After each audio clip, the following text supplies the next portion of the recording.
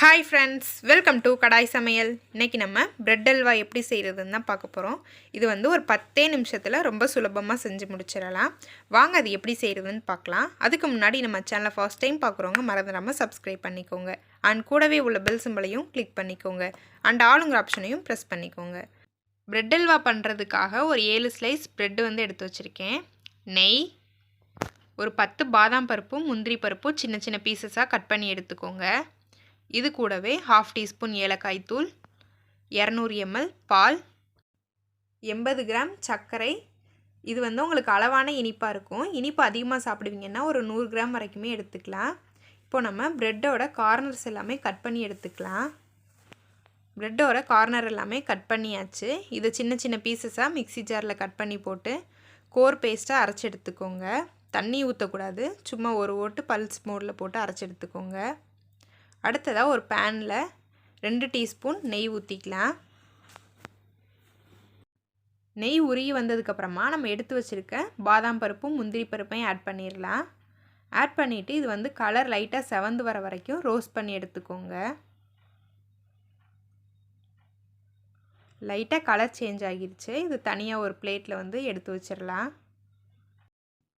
அடுத்ததாக அதே பேனில் நம்ம பவுடர் பண்ணி வச்சுருக்க பிரெட் க்ரம்ஸையும் கூட ஆட் பண்ணிடலாம்.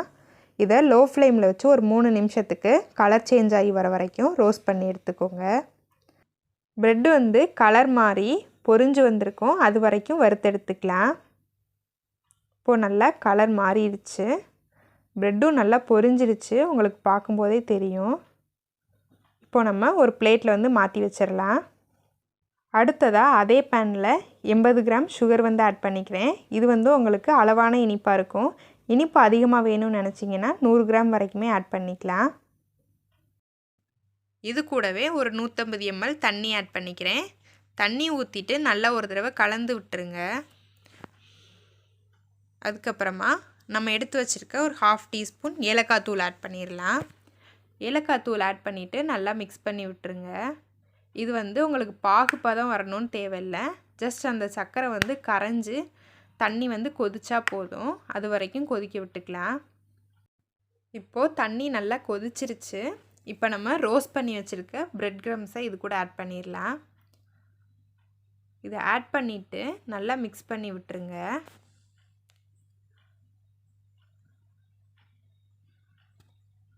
எல்லாத்தையுமே ஆட் பண்ணதுக்கப்புறமா நல்லா ஒரு தடவை மிக்ஸ் பண்ணி விட்டுறலாம். நல்லா மிக்ஸ் பண்ணி விட்டு ஒரு மூடி போட்டு இது ஒரு 3 நிமிஷத்துக்கு அந்த தண்ணி எல்லாமே எஞ்சி வர வரைக்கும் வேக விடுவோம். ஒரு 3 நிமிஷத்துக்கு அப்புறமா தண்ணி எல்லாமே எஞ்சி ப்ரெட்டு நல்லா வெந்து வந்துருச்சு. இப்போ இந்த ஸ்டேஜில் நம்ம எடுத்து வச்சுருக்க 200 ml பால் ஆட் பண்ணிக்கலாம். நான் வந்து காய்ச்சாத பால் தான் எடுத்திருக்கேன். பால் சேர்த்ததுக்கப்புறமா நல்லா ஒரு தடவை கலந்து விட்டுருங்க. நல்லா மிக்ஸ் பண்ணிவிட்டு இது ஒரு 5 to 7 மினிட்ஸ் வரைக்கும் நல்லா வேக விடுவோம். அந்த பால் எல்லாமே வற்றி ப்ரெட்டு இன்னும் நல்லா வேகணும். 7 நிமிஷத்துக்கு அப்புறமா நல்லா அந்த பால் எல்லாமே வற்றி அல்வா வந்து ரெடி ஆகிடுச்சு. இப்போது நம்ம ரோஸ்ட் பண்ணி வச்சுருக்க நட்ஸை இது கூட ஆட் பண்ணிடலாம். இது கூடவே ஒரு டீஸ்பூன் நெய் ஆட் பண்ணிக்கலாம். நெய் வந்து உங்களுக்கு எந்த அளவுக்கு தேவையோ அந்த அளவுக்கு ஆட் பண்ணிக்கோங்க. ஆட் பண்ணிவிட்டு நல்லா மிக்ஸ் பண்ணி விட்டுறலாம். நல்லா மிக்ஸ் பண்ணி விட்டதுக்கப்புறமா லோ ஃப்ளேமில் வச்சு ஒரு 2 நிமிஷத்துக்கு வேக விடலாம். அல்வா வந்து உங்களுக்கு பாத்திரத்தில் ஒட்டாமல் நல்லா திரண்டு வரணும், அது வரைக்கும் கிளறிக்கோங்க. இப்போது பாத்திரத்தில் ஒட்டாமல் அல்வா நல்லா திரண்டு வந்துருச்சு. இந்த ஸ்டேஜில் நம்ம அடுப்பு ஆஃப் பண்ணிக்கலாம். இது வந்து டேஸ்ட்டு பார்த்திங்கன்னா ரொம்பவே சூப்பராக இருக்கும். ரொம்பவே சிம்பிளாக ஒரு 10 நிமிஷத்தில் செஞ்சு முடிச்சிடலாம். கண்டிப்பாக நீங்களும் இது மாதிரி ட்ரை பண்ணி பாருங்கள். ட்ரை பண்ணி பார்த்துட்டு எப்படி இருக்குங்கிறத கமெண்ட்ஸில் சொல்லுங்கள்.